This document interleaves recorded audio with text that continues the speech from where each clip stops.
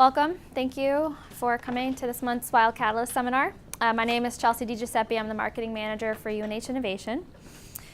This year's Wildcatalyst seminar, our theme is launching research-based startups.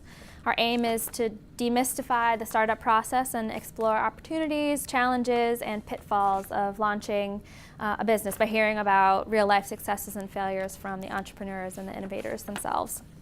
So while the general topics will be universal to all entrepreneurial-minded individuals, there is an emphasis on starting a business around university research-born innovations. So we're really excited to explore the intersection of both entrepreneurship and academia. Just a reminder to the I2 Passport students, if you haven't swiped in at the front desk, please do so. And then before I introduce our speaker, I just want to say a big thank you to our generous sponsors. This year we have Hamilton, Brooks, Smith & Reynolds, a Boston-based full-service intellectual property law firm. We have Finch & Maloney, a Manchester-based law firm that provides intellectual property counseling and services to technology companies. And we also have Saunders & Silverstein, a law firm in Amesbury, Mass. That provides services related to trademark, copyright, internet software, and entertainment law. Following today's presentation, like we do every month, we invite you to stay for appetizers and refreshments and some networking. And just remember, if you are under 21, please, you have to be 21 to enjoy the beer, basically. Don't ruin this for us. Next month, our speaker is our own Glenn Schwery, who is the Assistant Dean of Research at CEPS. So on top of his role at UNH, Glenn is an experienced entrepreneur, helping to start and grow his company Argentech. He also has a lot of experience leveraging university resources to develop and further grow and expand. So his newest venture, IdeaShare, actually just won the Social Venture Innovation Challenge through the community track here at UNH, and so we're looking forward to learning a little bit more about his experience in March. That's March 22nd. So, all right, now I'd like to introduce tonight's speaker, Dr. Debarshi Nandy. He's an associate professor of finance at Brandeis and a co-founder of Cleanfield Capital. So his company uses a proprietary and innovative financial model to optimize both the environmental benefits and commercial value of restoring abandoned and potentially contaminated properties, known as Brownfields, into sustainable and productive real estate developments using renewable energy. So Dr. Nandy has significant experience with mentoring and advising entrepreneurial firms in both an academic and practical perspective of entrepreneurship and corporate finance. So we're excited to hear about his experiences and the lessons learned. Thank you. Thank you so much for inviting me. So I will, tell you a lot, everything about Cleanfield, what we're doing. We are at the very, very early stages, so still exploring some of the things and still kind of fine-tuning some of our modeling. Feel free to ask me questions, so stop me anytime. So I was just asking Chelsea, instead of waiting till the end, we could potentially, so just interrupt me and let me know if you have any questions. So just a little bit about my background. I'm at Brandeis University. I'm a professor in the finance group, and mostly I teach a class in entrepreneurial finance. We started that class in 2011, and every year since then we kind of developed it a little bit, where now the students actually go through the semester working on their own startups, and at the end of that they come out and then start competing in all these different competitions that we have. So it's been very exciting doing that with these companies, and kind of that's what prodded me to think about, okay, what am I working on that might have something that we could get on. And there were two strands of research that I'm involved in that kind of has materialized into projects, I would say, at this stage. Both are So Cleanfield is one of them. The other one is called MentorWorks, and I'll be talking in detail about Cleanfield, but let me tell you a little bit about MentorWorks. So MentorWorks is a company that is focused on student loans and essentially trying to address the student loan problem using income ISAs or income share agreements. So basically, the broad idea, if you think in financial terms, is swapping debt for equity, and the swapping is done in a manner such that you are better off doing this than you would if you took a student loan. And so at the end of the day, you don't really have any debt when you graduate after. So you could check out, it's mentorworks.io, and it's run, it's the CEO of the company is my co-author on the research project, who is a professor at Northeastern and then took off and did that on his own. So Cleanfield is, again, a finance idea that we are applying to environment/real estate, broadly speaking. And I'll tell you about the problem and what we are thinking about doing. It's a very basic idea in the sense that there's no rocket science to it, except for some of the research that we have done earlier that kind of plays into this. So before I go into it, I thought since I teach entrepreneurial finance all the time, I thought I'll put up a couple of slides to talk about what the overall general state is. And since my focus is on financing, it's entrepreneurial firms raising financing, I'm looking at it from that lens. So pretty much very few businesses get venture capital funding, if you think of funding from VCs as being one of the major sources of financing that a startup can raise. About 43, so that's 0.2%, but if you look at the publicly traded companies, about 43% of them come from these 0.2% of the firms that receive the venture capital funding. 57% of the IPOs are venture-backed in terms of market capitalization, 43% in terms of numbers, 57% in terms of size, 38% of employment, and it astonishingly accounts for 82% of R&D of all public US companies. So that's the overall picture of raising financing for startups. And if you look at the current state, early stage angel and seed activity went up tremendously since the financial crisis, peaked sort of in 2015, and then has been on a slight decline since then. So getting tougher, I guess. But there is a lot of money around, so that's the good thing. The other one very small thing that is a little bit worrisome is that the way venture capitalists have been thinking about funding startups has sort of changed a bit. So earlier, they used to put a very strong emphasis on selecting the startups that they wanted to fund. And then after that, they sort of stayed with the startups all the way. They had a follow-through with the startups in order to make sure that they succeeded.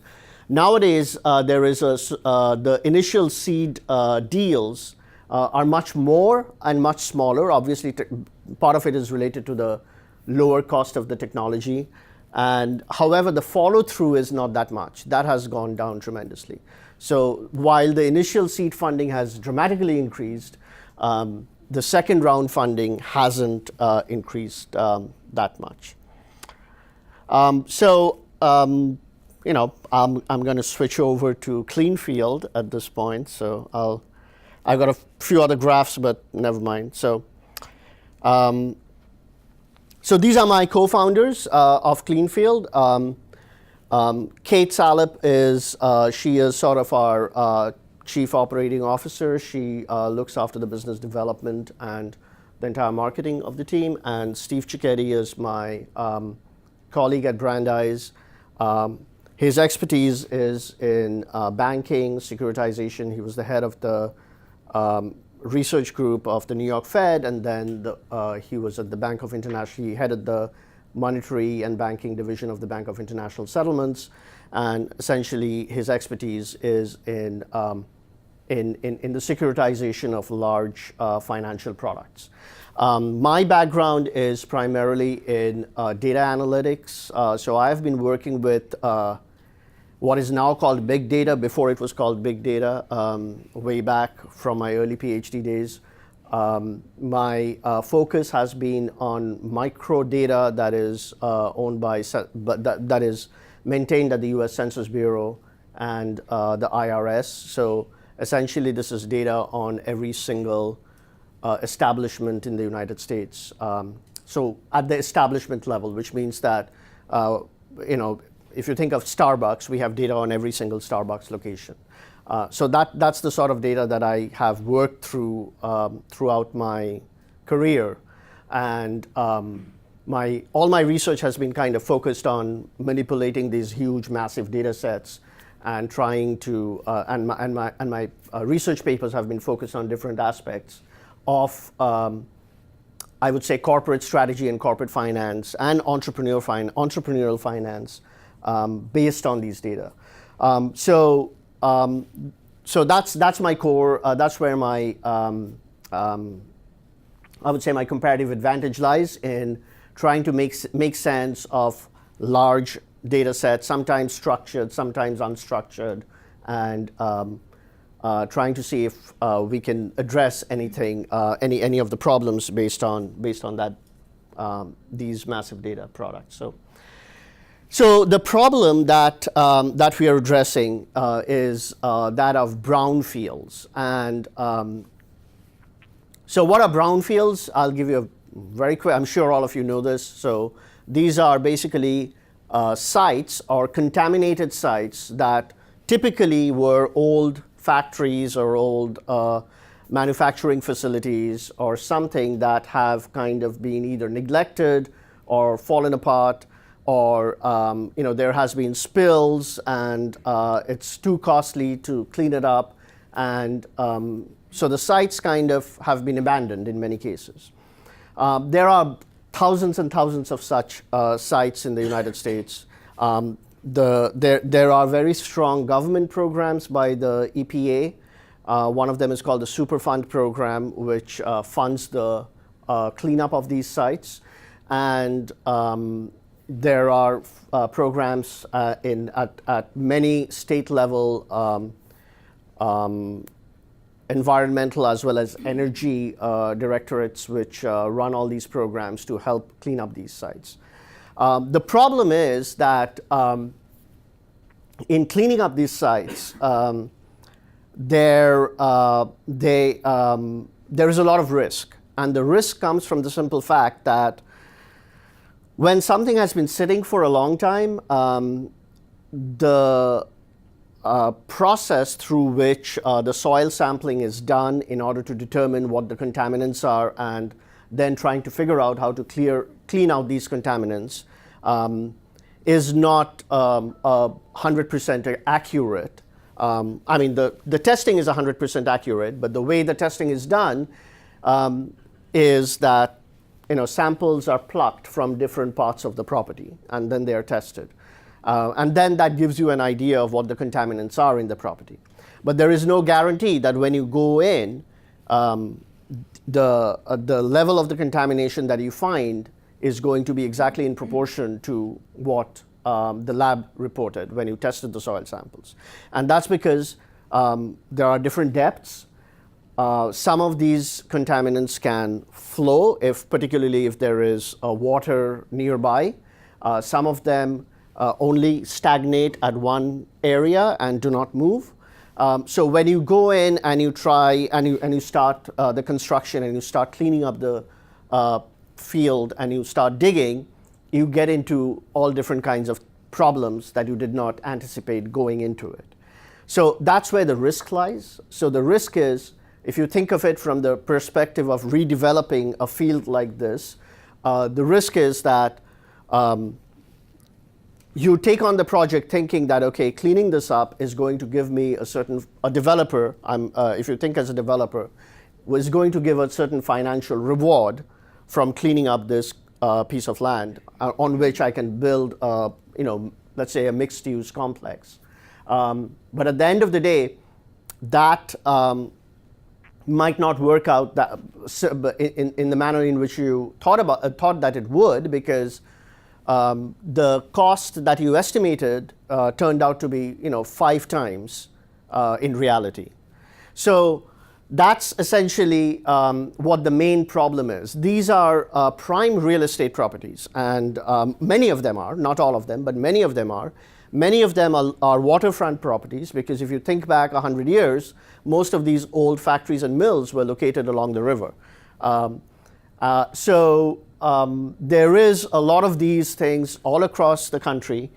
And what essentially happens is, so this is data from the entire United States, all identified brownfields. Many are not yet, haven't been really identified. And so of the identified brownfields, these properties, these are sample properties, and so the total amount here is roughly around, if I remember correctly, around 13,000 properties that we are looking at, of which about 3/4 of them were not touched. Only 1/4 of them were cleaned up. So mind you, the 3/4 that were not cleaned up were the properties that were tested, though. So the soil was tested and the contaminants were identified. But then nobody proceeded with it because it's not just financially viable. Of the ones that were cleaned, then about 60% of them were developed, and another 40% remained still undeveloped.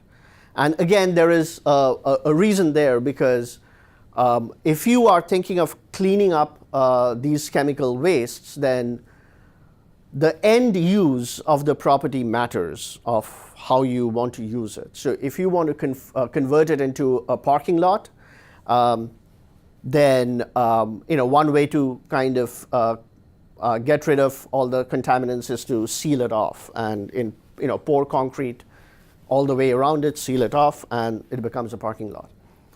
That's not very costly. If you want to make it into a residential use property, people have to be able to eat the dirt off the ground. And that's hugely expensive, because what it really means is that you have to kind of ship out everything from there to a certain depth, several 10 feet down, and then bring in fresh soil and refill the land. And it's not just shipping it out. Once you ship it out, that has to be handled as hazardous waste and go through a treatment to clean that up. So it becomes extremely expensive.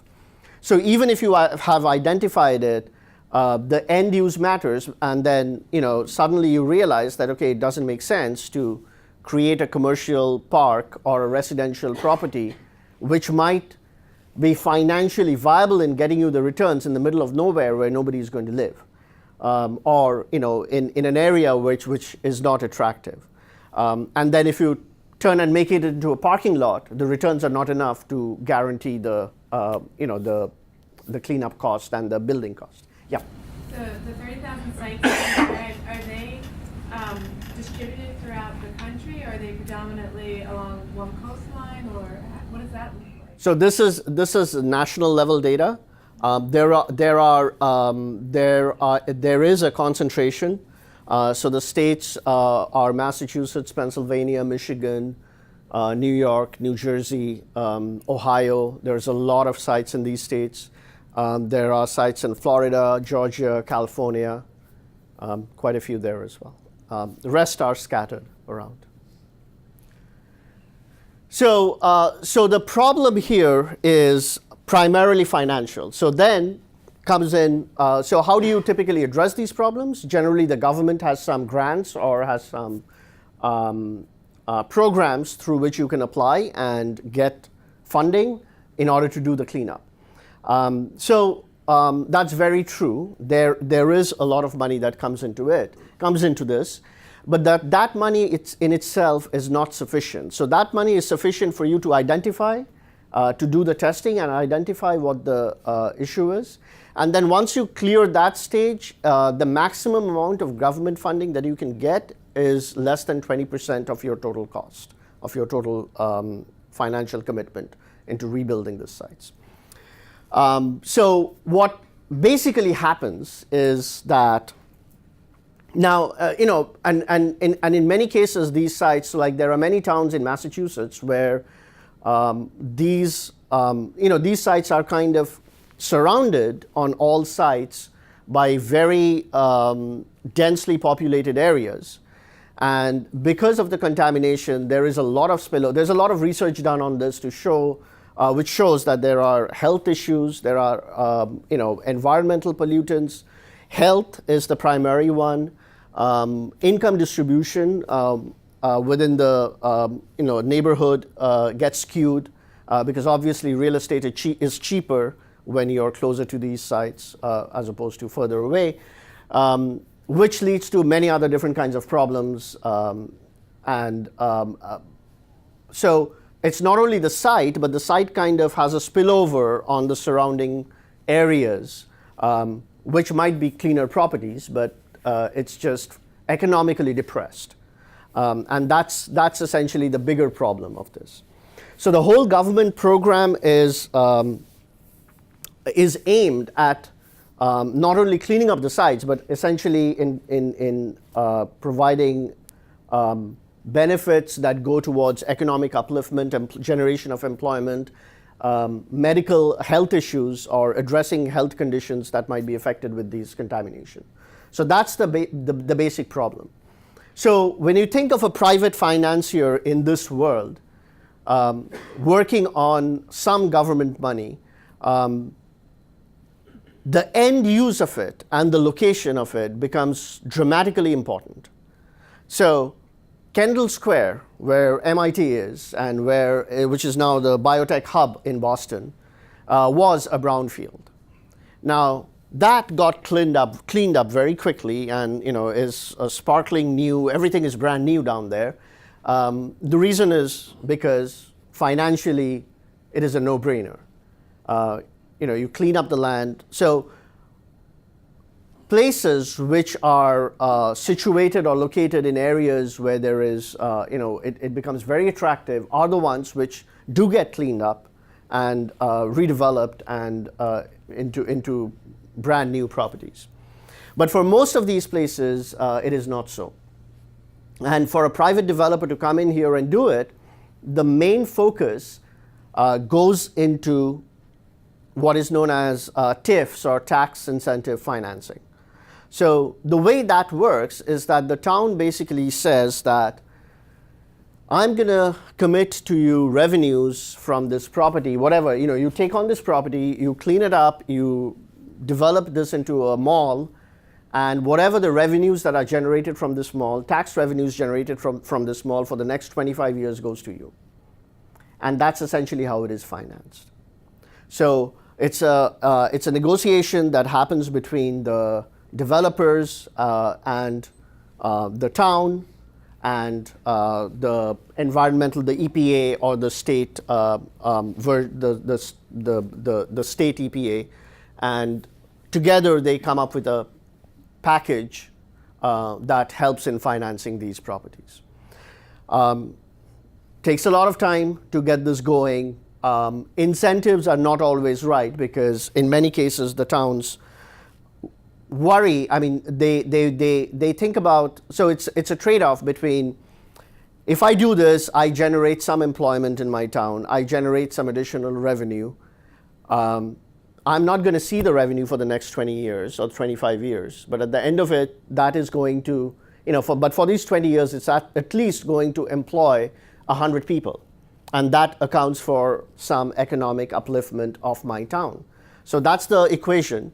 But also, you have to keep in mind that the town actually ends up spending money, because there is water, there is sewage, there is 911 calls, all of which the town provides basically free for the first 25 years.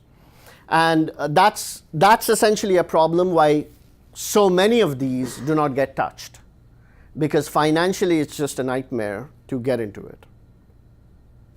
So that's the problem that we are trying to address in trying to see if we can get this off the ground using a very simple idea of risk diversification that, if you've taken a basic finance class, it's kind of one of the basic principles of finance that it rests on. So, and I'll show you the details of what we are doing.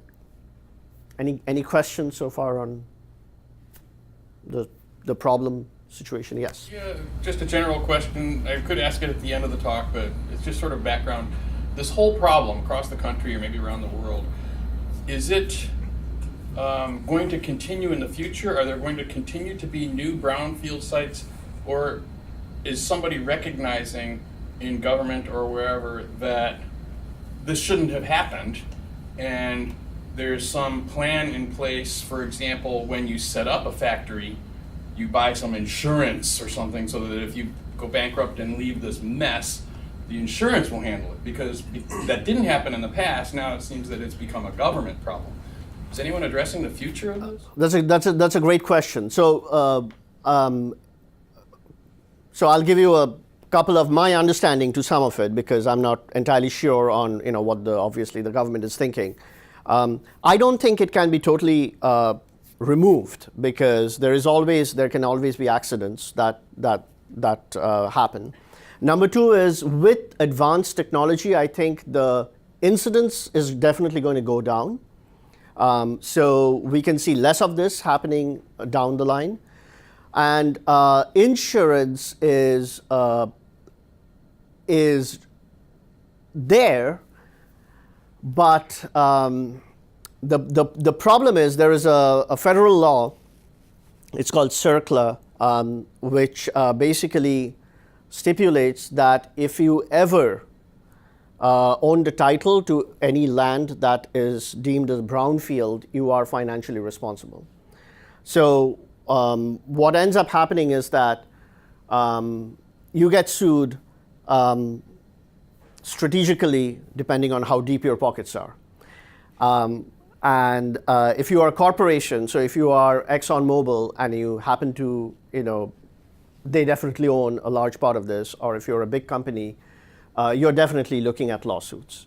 And insurances, there is insurance in this market, but insurance is not really going to cover you, because the liability, it's huge.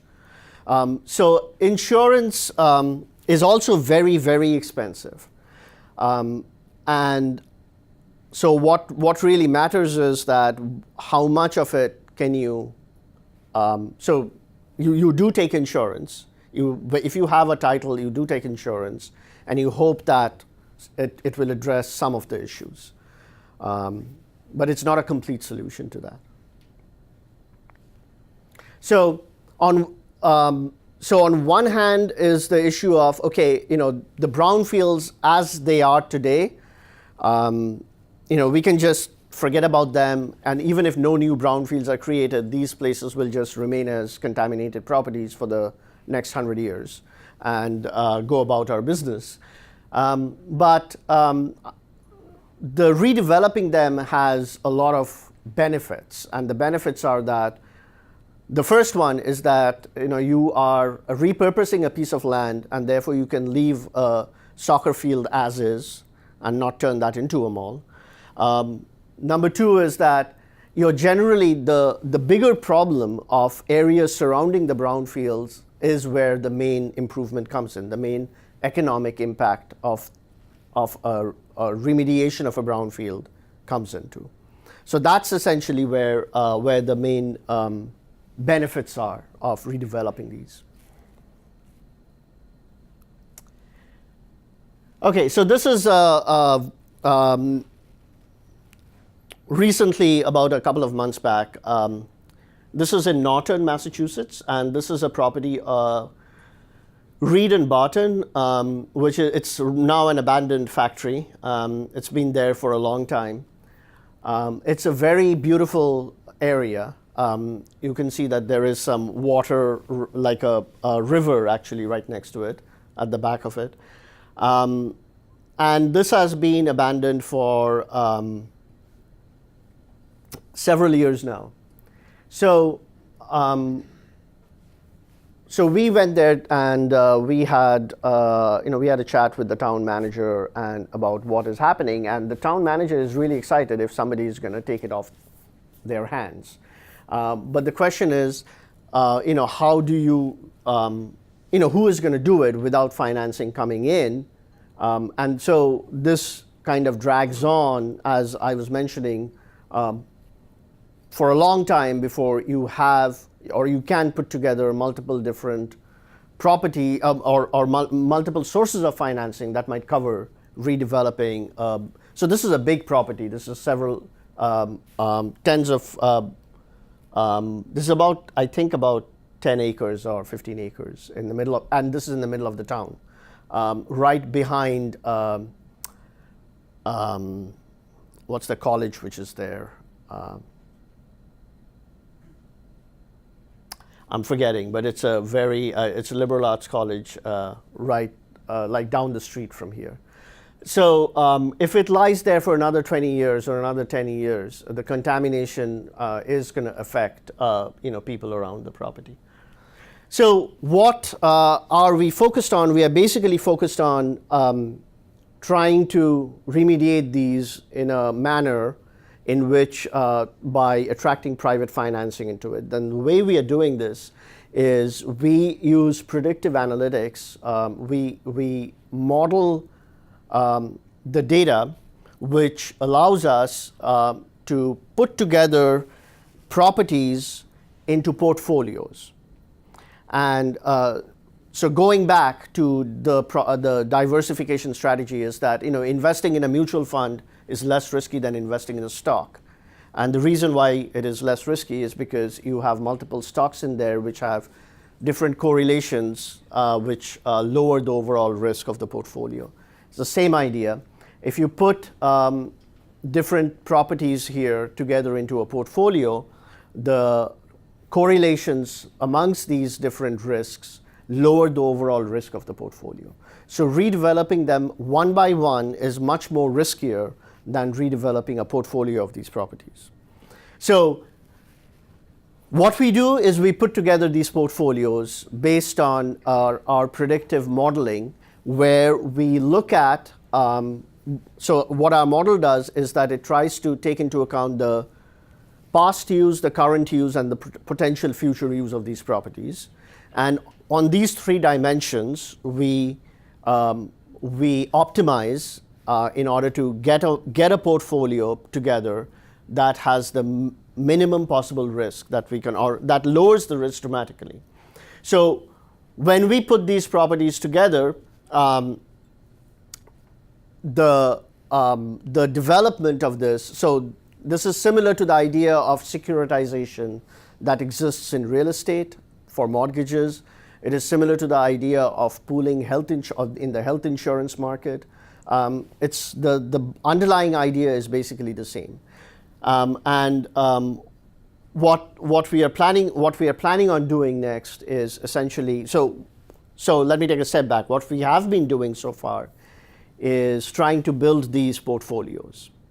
And for the start, we kind of started off in New England. I can tell you a little bit about our portfolio. So typically, if you have, so let's think of it this way. So if you have properties that have a single contaminant, the reduction in the risk is, there is some reduction in risk, but it is not as much as if you have properties that have multiple contaminants. Because with multiple contaminants, there is a much more, as you can imagine, the correlations between contaminants, co-contaminants, and the risk of having these different properties in different areas actually give us a lot to play with. So we are able to generate portfolios of about 8 properties, roughly 8 to 10 properties. that dramatically reduce the risk of redeveloping it from the perspective of the investor coming into this. So that's essentially what we are doing. We can do this across, we can take brownfields totally out of the picture, and we can do this simply for real estate. So if you think of real estate development, we can actually apply our same model and our same predictive tools in putting together portfolios of real estate properties and doing it. However, obviously that's not where the advantage lies, because that is, the negative externalities are not there to begin with. Whereas here, there is such a barrier to entry that doing this is hugely beneficial. So that's the basic model that we work with. Yeah. So these 8 to 10 properties, should we be thinking of these as 8 to 10 distributed brownfield sites, or maybe one brownfield site with another 7 to 9 properties around it that are going to absorb some of the risk because they'll be economically developed alongside the brownfield? So these are 8 to 10 different brownfields. And when we focus on the brownfields, we kind of also include areas around it, which are not brownfields, which are greenfields, but the spillover effect is kind of has kept them in a depressed state. So generally speaking, if these are in different states, then it works better for us in some sense. I mean, we get a much better bang for the buck, if you want to look at it that way. But that's kind of what our model is, and basically we've been playing with fine-tuning this. So your question exactly, why limit it to brownfields? We can do it with any other things, but this is where the maximum impact we get. Data problems are there because data is hard to find, but you need to get data on utilities. You need to get data on what kind of is there a water supply line? Is there a sewer available? Is not? If not, how far away it is? Those kind of data is difficult to gather sometimes, but once you get it, it's very easy to put it together. And we have kind of been trying to get data from other non-traditional resources. One of the stuff we do is we are looking at NASA satellite imagery to get like real-time impression, real-time basically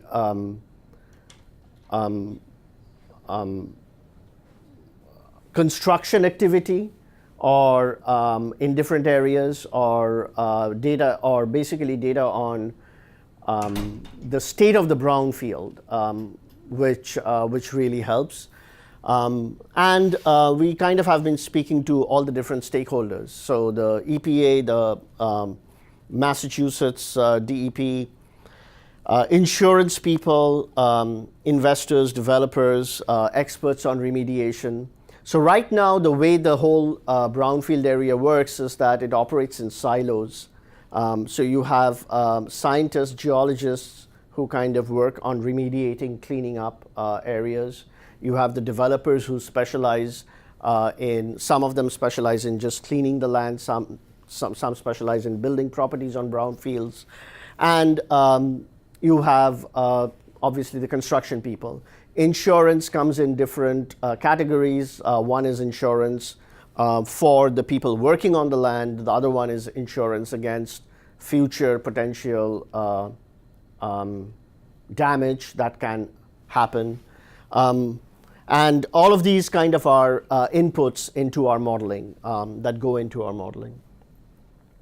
So as I explained, so this is a basic approach is very simple. We put together different brownfield projects, and then once we have that, we are essentially going to develop it as and ultimately market it as a real estate investment trust.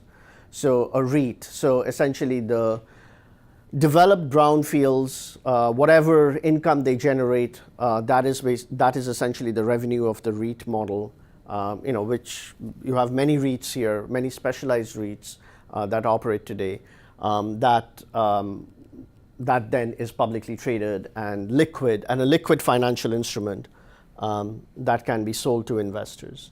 And these REITs essentially have the shares which go to the investors. So the one overlay that we have on the redevelopment side is to make the redevelopment sustainable in any way that we can. So we've been talking to different players in the solar space and in sustainable, basically smart technology in building in order to have better effective communication within the building to minimize energy usage and basically so maximize the efficiency of the building. So that's basically what we have been doing. So the basic value in this is primarily lowering the investment risk to entrepreneurs and attracting private financing into this world. So this world has zero private financing, except for the one-off deals which are extremely lucrative for developers. They get private financing for those deals. But overall, there is very little money that comes into this. So our goal is to kind of create and facilitate a private-public partnership of financing to redevelop these properties. For the town, it leads to an increase in the tax base, employment. We probably will not be able to get the town to a immediate, tax-based situation, but we definitely will be able to lower it from 25 years to down to 6 years or something like that, which is much more manageable for the town. And then, the spillover effects go into health benefits, environmental remediation, and real estate prices. Essentially, prices of properties kind of go up. And as I mentioned, energy and the alternative is to use up green space for these developments, which can potentially be saved. So the structure of what we are trying to put together is we have a two-part idea for, in many cases, working with the community that currently lives in these or resides in these areas is very critical. So we have a not-for-profit sister concern that is aimed at working with the community on all the other issues related to health, income generation, so on and so forth. And our main structure is basically broken down into three big parts. One is on the sustainable part of it, which is the energy part of it. One is the real estate, and one is on the insurance side.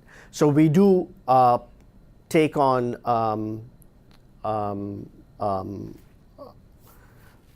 basically we buy off the properties. So we do take on title, and that is basically held in the insurance side of the company and reinsured against. It is leased to the management subsidiary, which essentially does the entire development and the management of the properties. Yeah. As I was thinking through these things, it seems like there's a piece missing where all of the companies that are involved in the cleanup have a kind of stake in that in some senses, and you could almost have a focus on a certain type of thing and then buy specialized equipment that deals with it and use it across all the properties, right? Is that in here anywhere? So we partner with these people because right now we are a startup. We obviously don't have the bandwidth to do everything. So essentially, we partner with all of these people. So we've been speaking with some of the large developers in this field in order to kind of go into the development side. So that is actually one of the questions which we are debating as to whether or not it makes sense for us to do it or not. We can simply stay as a management consulting company and just do the data analytics part, where we kind of form these portfolios and give it to other people who then do the rest of it. And the other people could be town governments, could be the federal government, could be a private developer, whoever is interested in this. Or we can actually gradually go into it fully. And we're still debating that. So we are kind of still talking to different people who have gone into done this for many years to get their feedback on what they think is important. And I think some of the biggest insights that I have personally had has been in talking with people, speaking with people who have worked in this in the different silos. You often get their perspective from the way they are looking at it, and that kind of hits you as, wow, okay, I didn't think of it that way. So that's something that I found really, really helpful. And in many cases, the insights that I got from these conversations actually turned up to be newer inputs in our modeling process. And it basically improved the efficiency of the portfolios that we were getting. So, yeah. Who are the owners from whom you're taking title? Are these the corporations that have been, throwing off tax losses on these properties for decades, and they're like giving you these properties for a song, or have they already offloaded them onto the municipality, and the municipality is eager? So you have to chase down it's a hard process. So you have to chase down the title. In many cases, these are corporations, but in many cases, these are owned by individuals, and sometimes that's hard in order to figure out, particularly if they've been abandoned for a long time. Is that how you structure your REITs? Like those REITs that you get, this group over here is partitioned because they all come. The title comes from corporations, and then this group. These titles come from municipalities or whatever? Is it just kind of a mixed bag? No, so the REITs are all, so if anything, actually, the more heterogeneity we have within our portfolio, the better it is for us, because that lowers our, has an impact on our risk in helping us lower the risk easily. So we kind of mix everything together. You'd mentioned really briefly,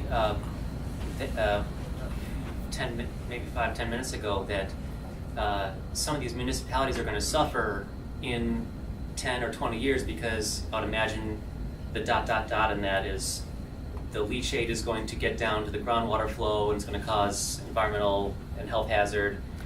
Right. So once you let it sit for a long period of time without figuring out exactly what is happening, it becomes worse, because as you correctly said, if it kind of seeps through and hits water, then it's not anymore contained locally. It can spread very wide. And so the longer these properties stay in this manner, the worse is the problem, and the bigger is the problem. So, the contamination might be here, and at the end of the day, this is what might be classified as a brownfield. But if it seeps into water, you can have a problem, a couple of miles down the road, which is not a brownfield at all, except that the health hazards and all of those problems then start cropping up everywhere. Does the price get cheaper as you wait? Does the corporation know that they've got a ticking time bomb, and can you stand by the side like a vulture waiting to pounce on the right price, or? That is a good question, but that is where the government regulation kind of kicks in the sense that, yes, if you were to think of it purely from that angle, there is that possibility of that you might wonder. But no, so once it's classified as a brownfield, you have to kind of remediate it as soon as you can. But the prices obviously are depressed because these are contaminated properties. And it's not only the particular parcel that is depressed, it's pretty much everything around it is depressed as well. So you have now accepted liability for the cleanup once you take title, and then also you also. So okay. So I'm sorry. I should rephrase. We haven't yet taken on any properties personally as part of the company, but we are in the stage where the next step for us is to actually do it. So we are at the stage where we are debating on how far we should go, which is whether we should set up partnerships across the board, whether we should kind of just spin this off as just the data analytics part, in which case we don't have to do any of it. But if we actually build the partnerships and do everything across the board, then we have to do that. I guess my personal opinion is that I think we should do it all, which is why I think that we should take on the title and build this up. So we are roughly about a year old doing this, so this is kind of the idea of putting this together. And if you have any questions, thoughts, comments, I would definitely appreciate them. I mentioned about the different data products that we are kind of using. So we are kind of mixing in a lot of different data products which are related to urban planning data stuff, real estate data, economic developmental data, and basic broader economic indicators in the region and stuff like that. So those are all the inputs that go into the model, which helps us optimize across the different portfolios that we create. So that's essentially what we are doing. Yes. How accurate are the analytics from the analysis of a site? For instance, this site might cost roughly $1 million. Like, wouldn't you want to know the exact cost so that you can bake that into your REIT cake price, so to speak? Like, is that a part of your thinking? Like the cost of the remediation and I guess my original question, the distilled question there is, how accurate can you believe that remediation to cost? Right. At the end of the day, the question is that how accurate is the modeling, and whether or not this is feasible. So let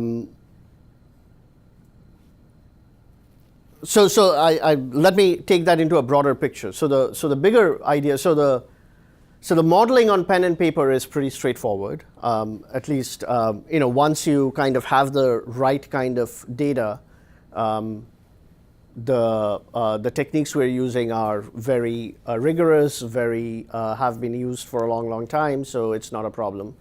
The output is pretty theoretically correct. Let me put it that way. So now the problem is that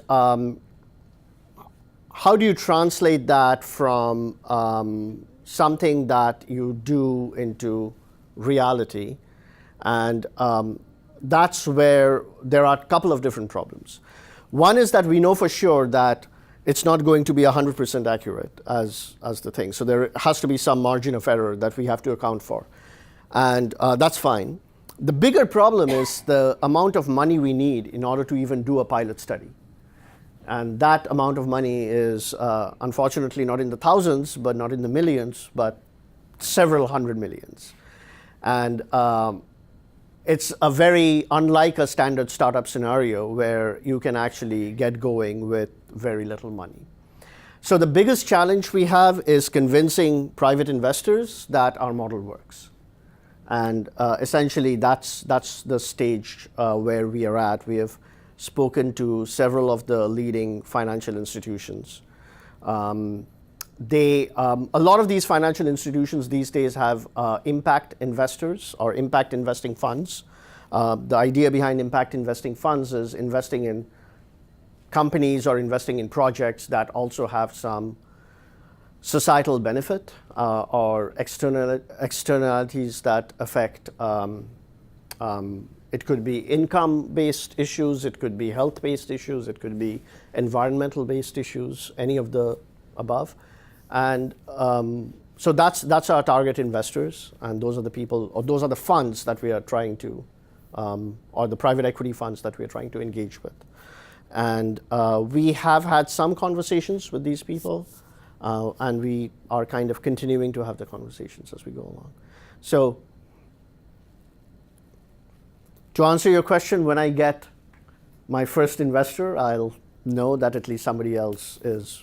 I mean, theoretically, in this world, everybody we have spoken with, we have got dramatically positive feedback, including the EPA. So the EPA has been very positive of the approach that we are thinking of taking. And so has many of the town administrators that we have spoken with, as well as the developers that we have spoken with. But getting the whole idea of this is to get the private investors into this. And that's essentially where the test of our algorithm would lie. Yeah. Is there another business model or industry that you use to help inform your group as you've been developing out your business model, or is this something where you really have had to come about with a completely novel approach, and like how you kind of benchmark? So the from a research perspective, the idea is essentially, you can call it financing long shots. Basically, projects that are at the very tail end of the distribution, which if it hits, the benefit is very large. But the probability is quite low. And so that's kind of the model that we're trying to do. And there is, there are work by several academics on exactly this, applying it to different areas. There is some work on cancer research using similar ideas. There is work on climate change using similar ideas. All kind of happened. All of this, at least when we started this about 15 months ago, these were not, I'm sure the other people also started it 15, 24 months ago, but we never spoke publicly about it. It's only over the last 6 months or actually last 4 months that, there has been publicly information that has come out about different other groups working on these issues. How did you land on Brownfields? So I should have got a picture of that. So I have a friend who lives in Canton, which is a town in south of Boston. And in Canton, there is this old rubber manufacturing. I forgot the name of the plant. It's basically a rubber plant. And when I was staying with them for a while, and right across from their property is a little path that goes down into this abandoned factory. And that's where I went for a couple of walks. And that's when I came to know of brownfields. That's when I started looking at brownfields, and then gradually found out about brownfields and got interested in them, but purely from a research perspective, mostly. Yeah.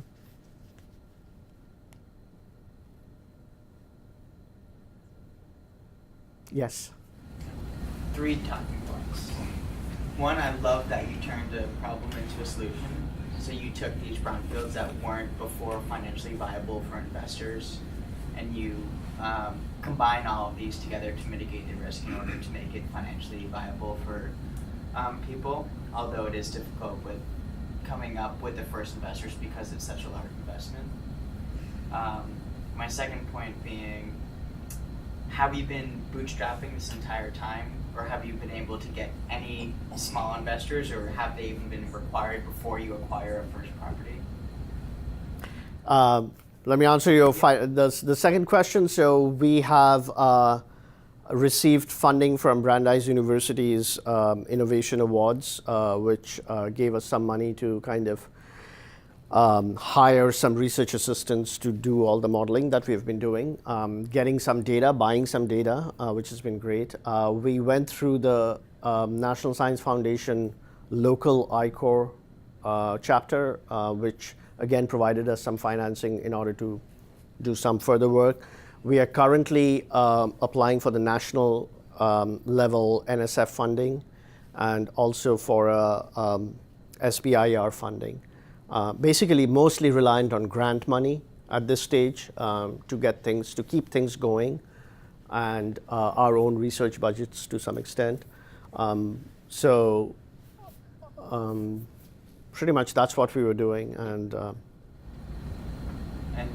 my third point, and a local example of something similar that, although I'm not sure if there was a contamination, the town of Newmarket, which is right next door to us, I think 15 years ago, Cheney, which is a development company, bought the old mill buildings, which back in the 1800s were producing Timberland boots. It had been abandoned since then, and when they bought it and rebuilt it, turned it into apartments and retail space, the economic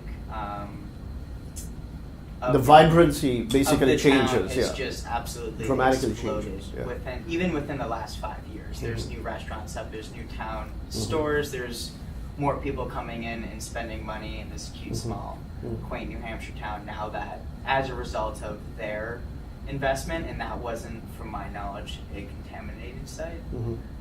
So it's cool to be able to see something so local that's similar to what you guys are doing or proposing to do. Right, yeah. Thank you for giving us that example, yeah. So it's,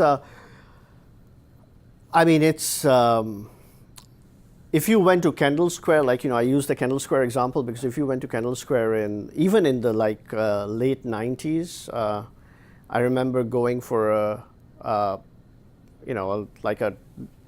movie there, started at 9 p.m. and ended at 11:30 or something. It's kind of scary. Now you can go there at 1 a.m. and it's still totally a vibrant community out there. So it does change the entire town, or the basically redevelops the entire area very dramatically. So, but it's a very slow process. So that's the problem that we have. Yep. Sure. Yes. I'll take it if no one else wants. I've heard of some, I thought it was in Britain, where they experimented with a financial instrument that allowed the government to reduce its healthcare costs in some way by creating this incentive maybe for health providers to be more preventive in what they're doing. I don't know if you've heard of that, but the thought that's related to what you're doing is you're talking in terms of getting private investors to do this. And I'm imagining a government bureaucrat sitting in Washington, D.C. on billions of dollars for this whole super fund project across the nation, thinking that maybe you could reduce their budget in the long term. Absolutely. So they might have an interest in this, in your your initial study, your in approach. Supporting that, if it could save them $1 billion over the next 10 or 20 years. So it will, which is why we've had, the EPA has been very positive in speaking with us, because if you can get private financing into this space, then, as you correctly said, the government funding can go dramatically down. So let's see if this has any impact, I guess. We are planning on, over the next year or so, we are planning on making a big push on this, and we'll see if we can make it work. Good luck. Thank you. Thank you. Thank you so much.